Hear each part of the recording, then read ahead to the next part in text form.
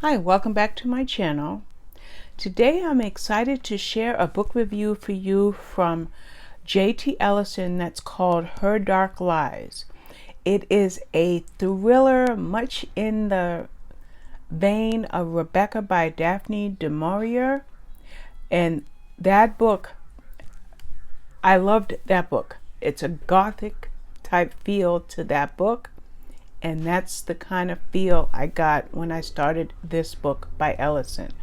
Now, I did want to do something really quickly before I actually start this review, because I am a fan of J.T. Ellison's and I'm just curious as to what books I have read by her so far.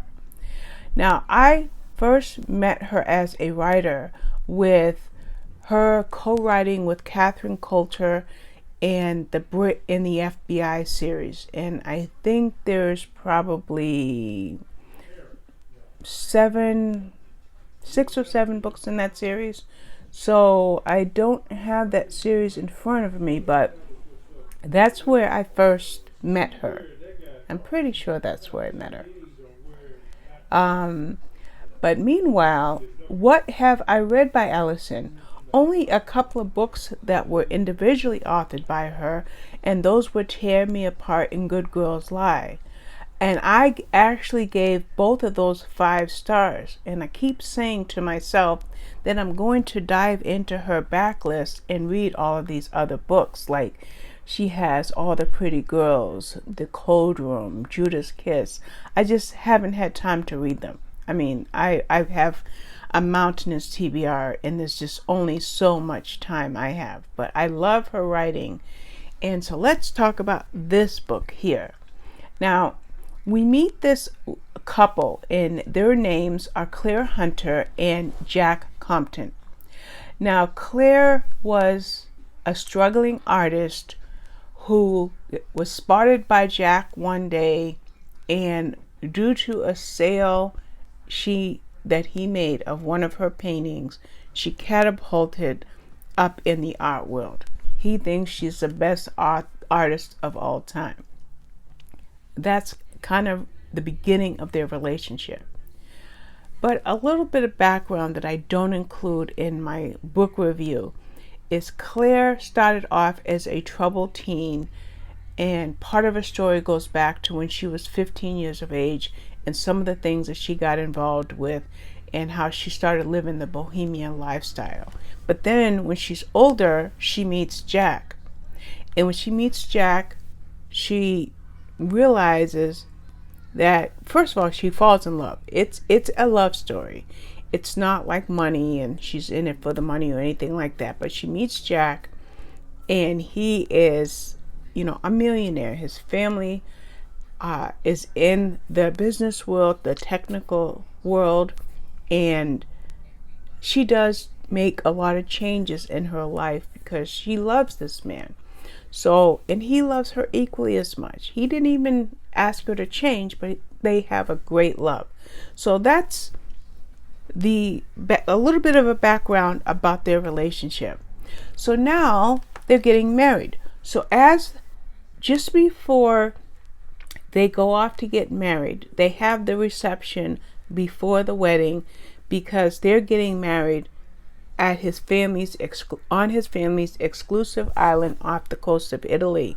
And there's only so many people, like family and her very close friend Katie, who are coming to that wedding. So they have the reception, where they're living. I think it's California.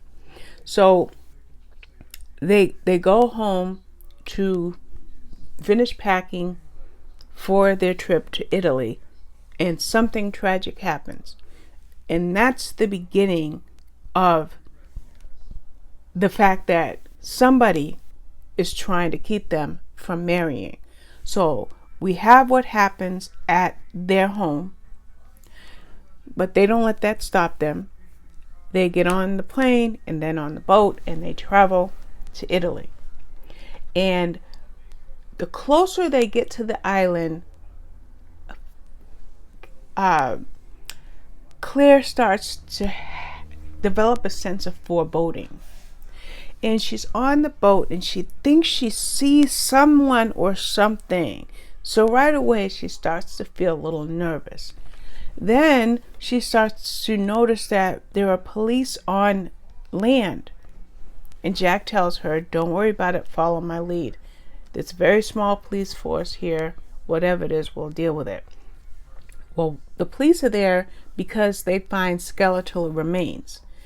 And as it turns out, Jack had been married previously, 10 years before, to a woman named Morgan. And these remains very well may be Morgan's remains 10 years later. So that sense of foreboding that Claire has even before she got off that boat only starts to magnify. Then, I don't even have my review in front of me. I'm just talking off the top of my head here. Then, strange things begin to happen. Odd texts start to come in on their cell phones. Claire's wedding dress arrives and the seamstress arrives.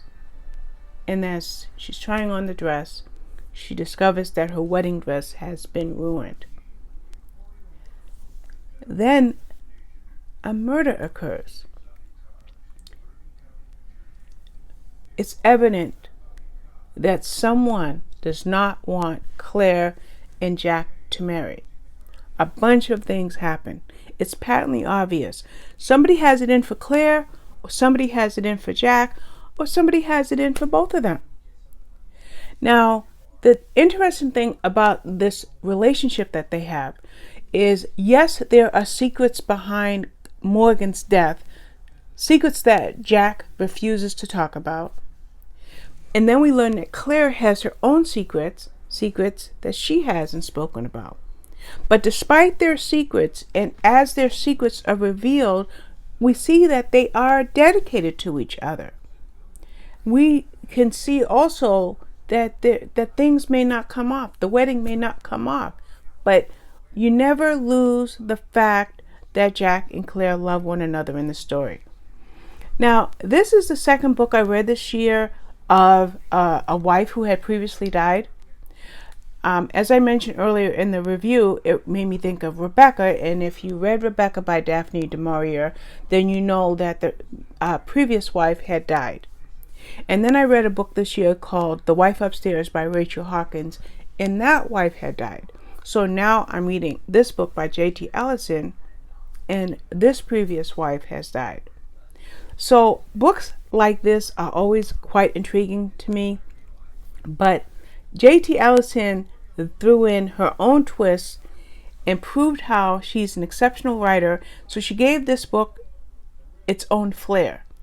So you have great suspense, you have fast pacing, you have shocking twists, you have surprising characters and surprising character arcs, and then you have a compelling conclusion. And it all came together perfectly well.